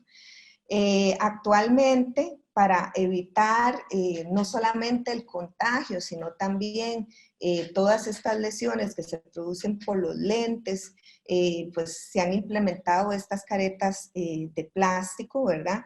Que obviamente la recomendación, como vamos a ver ahorita, es utilizar que la persona no use barba, que se proteja con con un gorro para que tampoco esté expuesto el cabello, ¿verdad? Son de las nuevas medidas y que son muy útiles para evitar el contagio. Ha habido mucho problema precisamente por los sujetadores de las mascarillas. Yo en lo personal, las mascarillas que uso a los 3 minutos de ponérmelas ya me duelen las orejas. Ahora imagínense las personas que duran 3 horas en una unidad de COVID sin poderse quitar eso, y si a eso le sumamos que tengan una dermatitis seborreica, estas unidades de COVID no pueden tener aire acondicionado, entonces el hecho de tener las batas encima, las cosas estas aumentan el sudor, ¿verdad? Y la maceración. Entonces, bueno, ahora inventaron este tipo de dispositivo para que las orejas no se prensen, la persona no tenga dolor en la cabeza, en las orejas, perdón, no haya maceración ni sudor ahí y sean como más confortables, ¿verdad? Recordar cómo penetra el COVID en la piel, ¿verdad? Porque no solamente está el ingreso por vía respiratoria y el ingreso normal que todos conocemos. Es muy importante que la barrera cutánea esté de forma intacta, porque además los receptores por los cuales el COVID penetra la piel son a través del receptor de la enzima convertidora de angiotensina 2 que van a estar en los capilares superficiales de la piel. Por eso tenemos que tener barrera cutánea intacta. El pelo, por eso el cabello debe estar con un gorro protegido, los hombres no deben usar barba, y también se han detectado las glándulas ecrinas, ¿verdad? Entonces, por eso el cuento de no tocarse rascarse los ojos, tocarse la nariz, todas ese tipo de cosas. Nada supera definitivamente la prevención como es el lavado de manos con agua y con jabón. Y aquí la pregunta del $1.000.000 y donde realmente yo quiero centrar mi comentario de hoy, ¿qué tipo de jabón? En realidad, ¿qué tipo de jabón? Cualquier jabón funciona, no importa el que nosotros escojamos, o más bien el que nosotros querramos elegir de acuerdo a nuestras necesidades. ¿Y por qué el jabón funciona? Bueno, recordemos que el jabón pues es un producto de limpieza, ¿verdad? Que está hecho a base de una grasa y una sal, ya sea alcalina o sódica. La palabra jabón viene o la palabra en inglés de jabón, de saponificación, que significa convertir en jabón. Consiste en una sustancia que cuando usted la pone en contacto con el agua, va a formar una partícula que se llama, una estructura que se llama micela, y todos los jabones en general van a formar esta micela a la hora que entra en contacto con el agua, y su estructura es la siguiente: tiene una cabeza hidrofílica, y una estructura hidrofóbica. En esta estructura hidrofóbica, donde no penetra el agua, es donde quedan atrapadas tanto la suciedad, las bacterias y los virus. ¿Qué pasa con el COVID? El COVID tiene una capa lipídica, que es esta de acá, donde se encuentran las proteínas y el material genético del virus, que al entrar en contacto con el jabón y quedar atrapada en la porción hidrofóbica, esta porción hidrofóbica va a desnaturalizar. No, es que siempre está dando guerra, como que hay que dejarla que llore porque...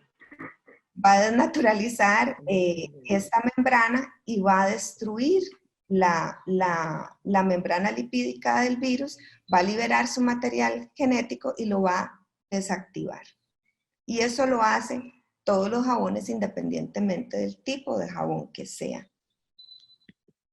Entonces, los diferentes tipos de jabones, por ejemplo, los jabones antibacteriales, y su diferencia va a ser que tienen sustancias que son corrosivas, ¿verdad? O que son más abrasivas para la piel porque tienen otras sustancias como la clorhexidina, como el triclorosan, que para efectos de COVID no nos interesan.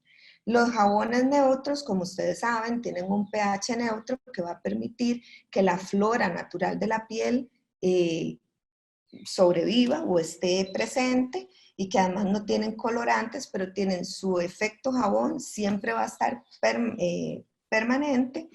Y los famosos Zindent, que es donde quiero insistir un poco, que ha habido un poco de controversia entre colegas, los famosos Zindent, la diferencia es que no se forman a través de la base grasosa que tienen los diferentes o un jabón normal, sino que tiene un detergente sintético. El detergente lo que quiere decir es que es una sustancia que limpia, pero sin hacer corrosión, sin hacer desgaste en la piel. Este detergente está formado por sustancias que son tensoactivas, pero que tienen la capacidad de disolver la grasa. Por lo tanto, va a disolver la capa lipídica del virus y por lo tanto me va a inactivar el virus, independientemente del Zindent que usted escoja. Entonces, ¿qué es lo importante acá? Porque hay Zindent de Zindent que hacen más jabón que menos jabón.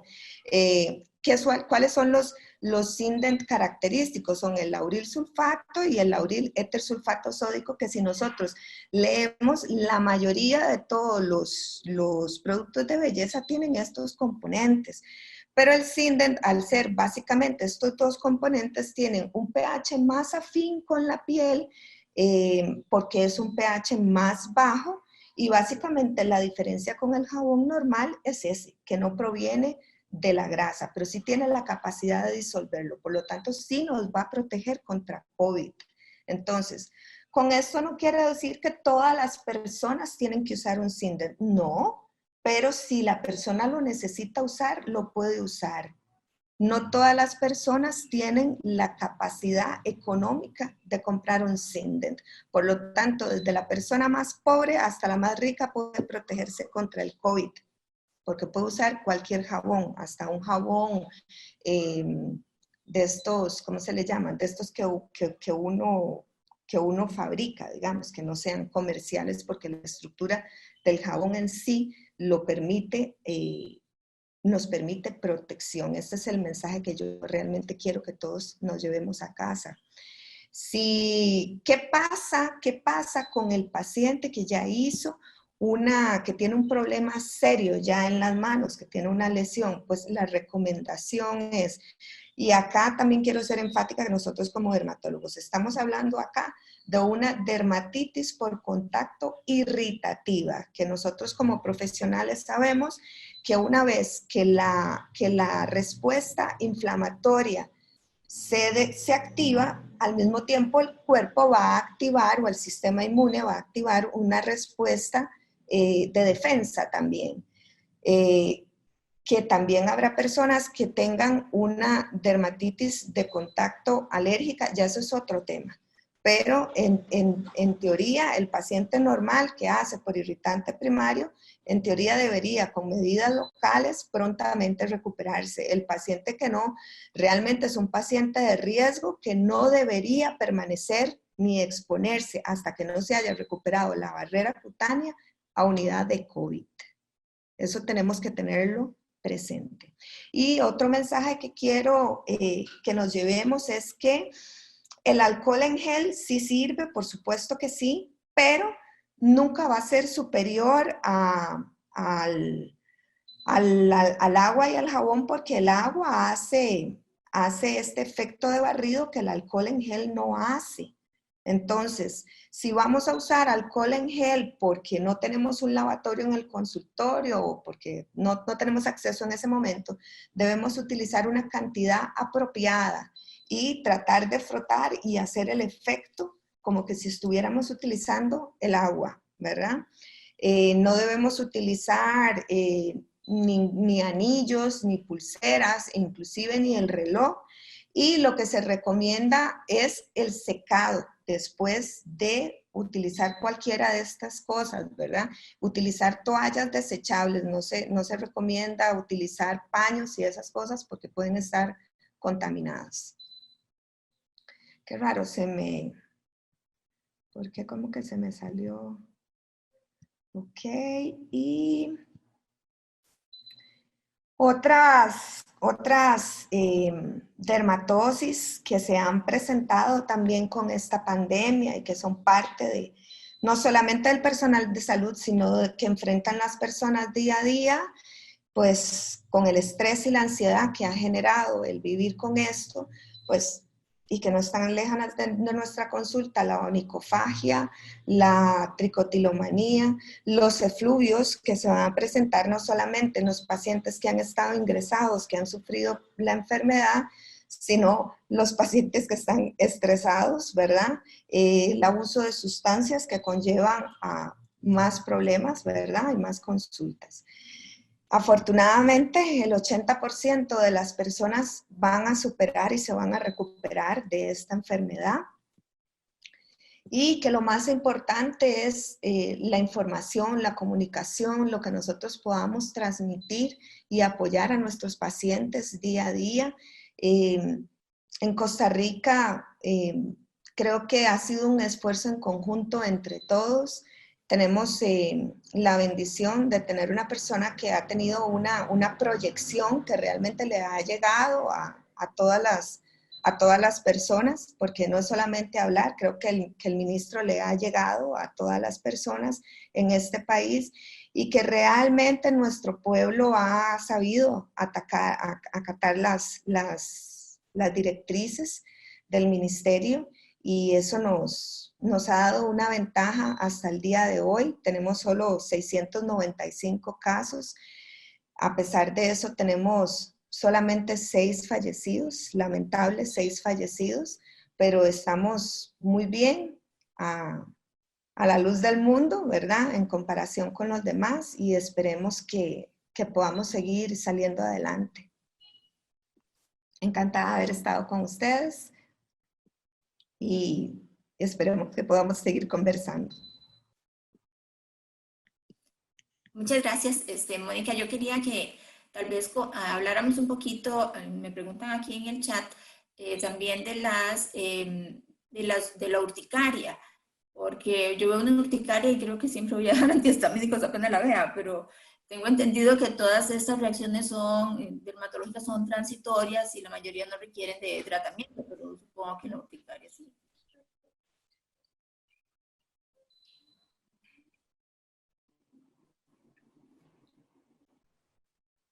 ¿Me escuchan? Sí.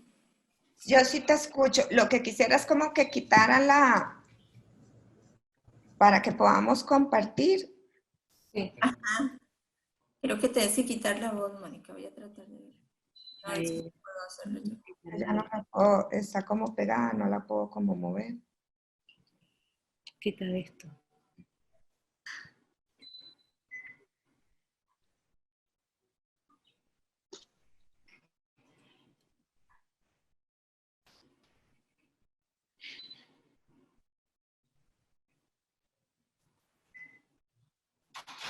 A ver, Ángela. Ajá. ¿Sí me oyes? Sí, sí te escucho. Bueno, en cuanto a la urticaria que nosotros podemos ver, hay que categorizar a los pacientes en principio y hacer la relación de datos epidemiológicos y bueno, ese tipo de pacientes que estamos viendo son autolimitados, nunca van a tener que tener un tratamiento sino sintomático. Puedes dar antihistamínicos, pero tienes que categorizar cada caso en particular, ¿ok? Porque la urticaria puede ser por muchísimas razones, ¿ok? Aló. Sí. Buenos días, ¿cómo están? Es Benjamín Hidalgo. ¿Qué tal, doctor? ¿Cómo estás? Ahí dentro de las múltiples lecturas que hemos estado sujetos todos, porque experiencia acá en Costa Rica, yo personalmente, número uno, si la he tenido, no lo he sabido porque en lo que he visto son brotes de ese que mostraron ahí, pitiriasis rosada like, donde yo inclusive le tomé fotos a un paciente, es un muchacho como de 34 años, que llegó con un brote obviamente sin otro síntoma, bastante con este brote, inclusive al inicio, a él tomé la osadía de hacer la boleta y mandarle que hiciera la prueba en privado y el PCR le salió negativo.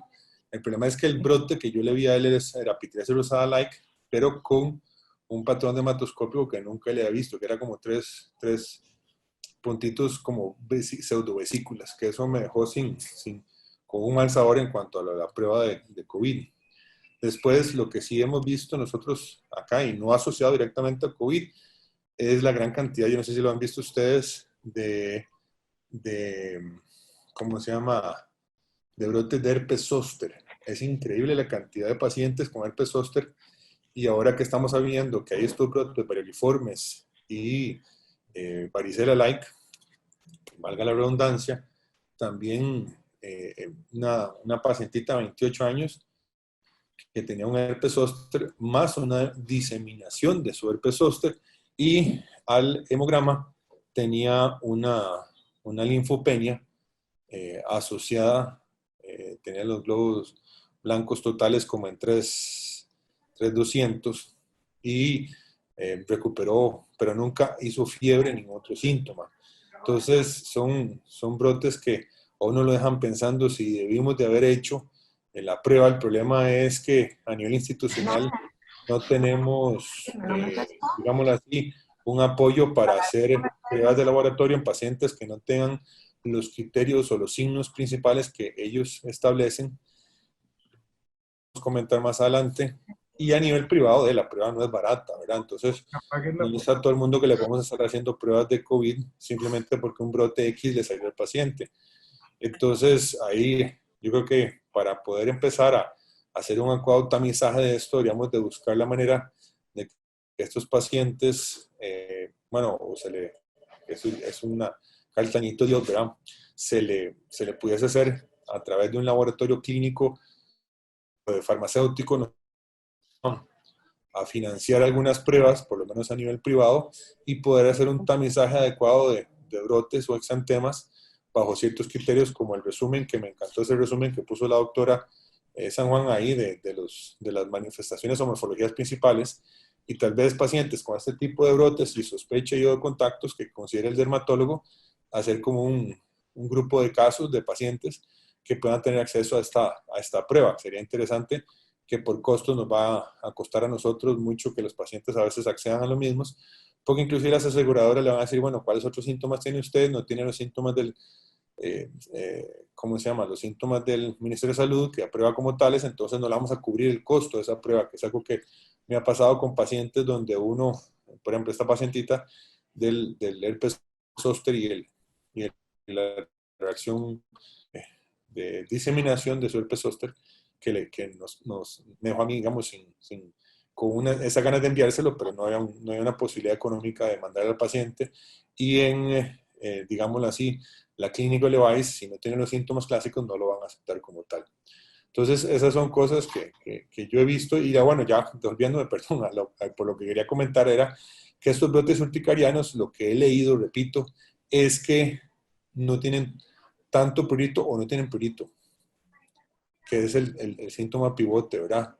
Y sabemos nosotros que usualmente para que sea urticaria tiene que tener prurito. Entonces, obviamente no es en todos los casos, pero sí es un dato interesante que sí han salido en los articulillos publicados en internet sobre el brote urticariano para hacer un tipo de diagnóstico diferencial. Gracias. Muchas gracias, doctor. Yo también he visto varios herpes zóster en todos estos días, e inclusive antes de que empezara la pandemia aquí en Costa Rica, y sí me dejó pensando después, cuando ya aparecieron todos los datos, que esos debí tal vez de haberlos, pero bueno, todos evolucionaron como herpes zóster como tales. También es por el estrés, ¿verdad? Pues la población está ahora sometida a muchísimo estrés con el asunto de contagiarse con el herpes, con el COVID. Y también pienso que también deberíamos de biopsiar un poquito más ahora a los pacientes. Porque, interesante, bueno, hacer pruebas y biopsiar, porque interesantemente no he visto que haya muchas biopsias, inclusive las vasculitis reportadas no están catalogadas por biopsia. ¿Cómo fue lo de que no está catalogado por biopsia? que las vasculitis reportadas, ¿verdad? Hay muchas que son de reporte clínico y la No, pero mayoría, sí hay reporte de biopsia. hay algunas, pero no Hay están. hay microtrombos, inclusive en algunos hay, o sea, se ven microtrombos y hay infiltración alrededor de los vasos. Pero sí hay, o sea, lo que Pero, están pidiendo muchos artículos es que no hagamos reportes sin histología asociada, ¿ok? Pero ajá, sí hay publicaciones con reportes de histología. sí, pero O me sea, refiero, digamos, en los casos obviamente sí debemos de hacerlo en casos de y tratar de peligrosos, que en nuestros casos los recalquemos con todo biopsia. Inclusive ese muchacho que yo vi al principio, que le mandé el COVID, le planteé la biopsia, pero donde le dije los costos, que eran 40,000 pesos por la toma de la biopsia y 30,000 de la patología, el hombre se me echó para atrás y me dijo, no, mejor hagamos el examen primero y si sale positivo por COVID, entonces me hace la biopsia. Y obviamente el examen no sale positivo, entonces se echó para atrás. Eso es el problema que tenemos a nivel privado, digamos, sobre los costos. Y uno inclusive a veces por la academia hasta piensa en no cobrarlos, pero el problema es el patólogo, ¿verdad? Que sí siempre van a cobrar ellos su análisis.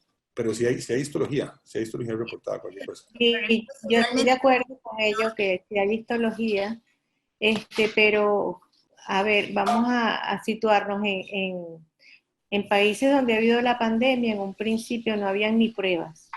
Entonces, por eso la importancia de levantar los casos clínicos para que otros, como nosotros dermatólogos, pues ya que están viendo en otras latitudes eso, tengamos pues esta capacidad de, con todas las herramientas, poder hacer todo esto que se plantea, pruebas y biopsia.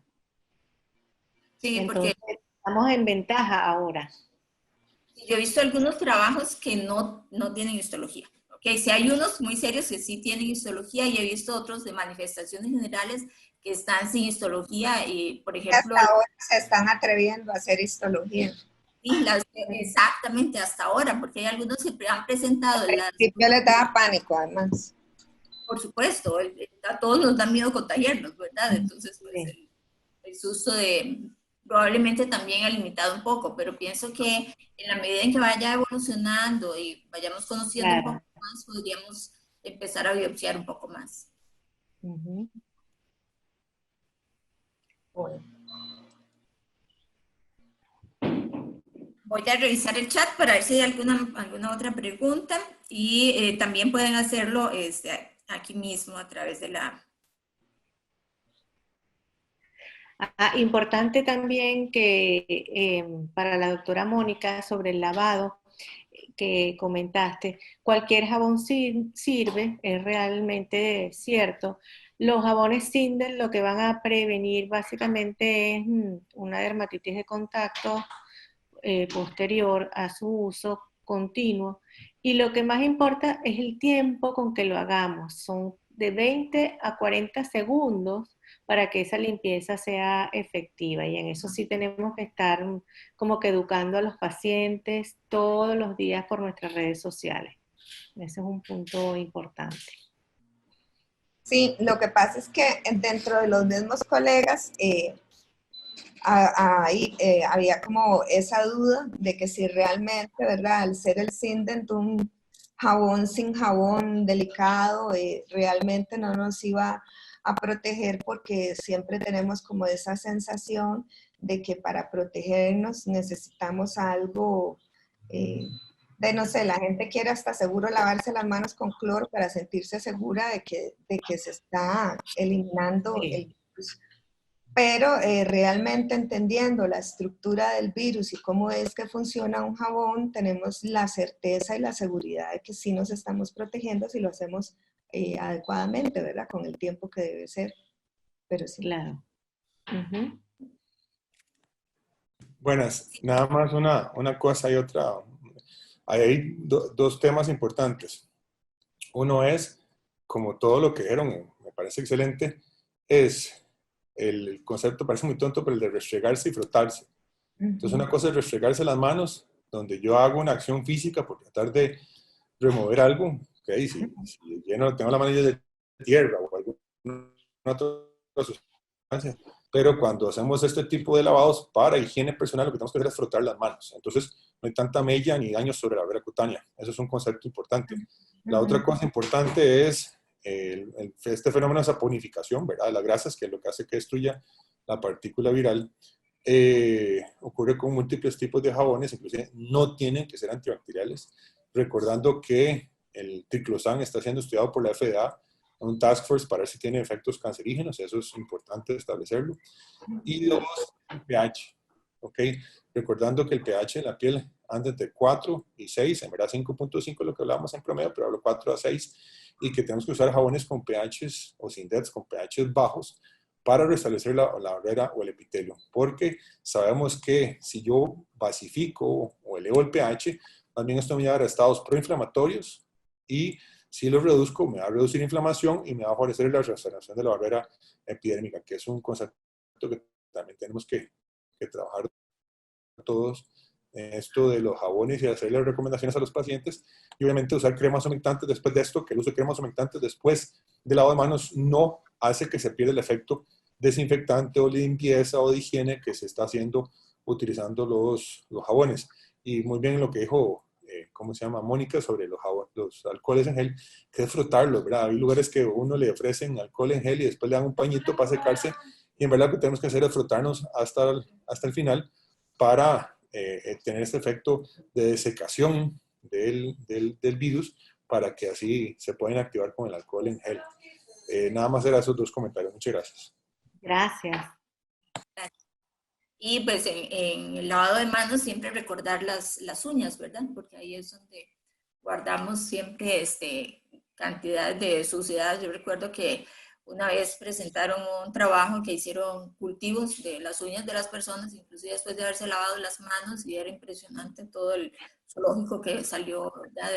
en los cultivos. Sí. Por eso ahora pues se recomienda mantener las uñas cortas, ¿verdad? Las uñas cortas. Las uñas cortas, no usar barba. Bueno. Eliana, el micrófono tuyo está silenciado. Ajá. ¿Hay alguna otra pregunta, Ángela, que podamos? No tenemos todavía por ahorita ninguna otra pregunta. ¿Okay? Bueno, perfecto. Como hay mucha gente que se unió, entiendo, posterior a comenzar, pues, digamos, esto pudiéramos en una segunda oportunidad, pues repetirlo para que otros colegas se integren posteriormente, porque ha sido sumamente interesante y se ha unido bastante gente. ¿Ok? Sí, esta es una enfermedad nueva, ¿verdad? De la cual estamos todos aprendiendo, y yo creo que parte de todo el interés que tenemos como médicos es esa curiosidad que tenemos por conocer más y más de las enfermedades, sobre todo las más actuales y las que están azotando más, como en el caso de esta pandemia. Sí, y otra cosa que, sabe, que de la mano de otros colegas de otras especialidades, en especial creo que de los hematólogos, vamos muy bien de la mano, y saludos a la doctora Torres, que seguramente nos está viendo, mi amiga María Alejandra Torres, quien es hematóloga y con quien he compartido muchos de estos casos desde comienzos de la pandemia. Y realmente ellos son los que en la actualidad pues llevan la batuta, porque pues los tratamientos ya van dirigidos hacia calmar pues esa tormenta de citoquinas. Entonces, aliarse con un buen hematólogo es una maravillosa idea. Bueno, pues yo creo que hemos llegado al final de nuestro conversatorio. Quisiera agradecerle a la doctora Eliana por habernos regalado todo su conocimiento, ¿verdad?, del día de hoy. Muchísimas gracias, doctora. Muchísimas gracias, Mónica, porque cuando te llamé dijiste inmediatamente que sí. Así que muchísimas gracias a ustedes. Quisiera también invitarlos al resto de Azoderma que se unan a las siguientes sesiones, porque a través de Azoderma vamos a seguir haciendo algunas sesiones virtuales de casos clínicos, o algunas reuniones con algún tema específico de interés para todos. Entonces, pues les deseamos que tengan un lindo día, que se cuiden mucho, y un gran abrazo. Saludes, hasta luego. Bendiciones.